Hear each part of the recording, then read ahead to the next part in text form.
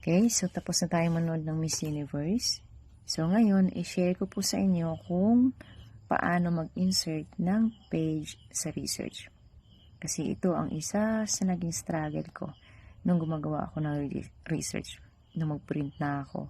Yan, struggle na kasi hindi naman kasi ang first page agad ay page 1. Diba? Kasi ang research is may mga preliminaries pa before mag-start ng 1. So ngayon, isi-share ko sa inyo baka makakatulong din, lalong-lalo na sa mga baguhan pang gumagawa ng research. So, eto, meron ako ditong sample preliminaries.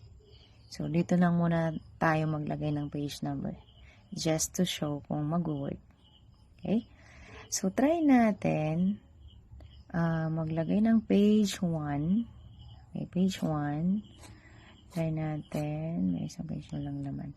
So, page 1. So, let's say for example, sa acknowledgement, natin siya ilalagay as first page.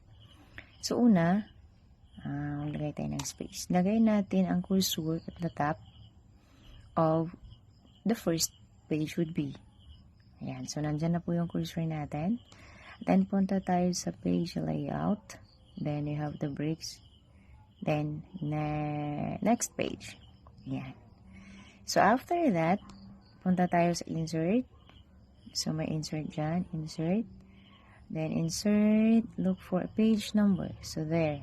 Page number. Then, dito makita natin kung saan natin ilalagay yung page number. So, assuming na dito natin sa gitna. Yan. Sa bottom, try natin yung 2. Then, balik tayo doon sa page number para ma-sure natin na siya ay nag-start sa 1 at the right formation. So, format page number. Yan. So, tama naman. Naka-format siya ng number. Then, you have started with number 1. So, okay na. So, ayan na po. So, meron na siyang 1, 2, and so on and so forth. So, may page na yan. Next is yung preliminaries natin.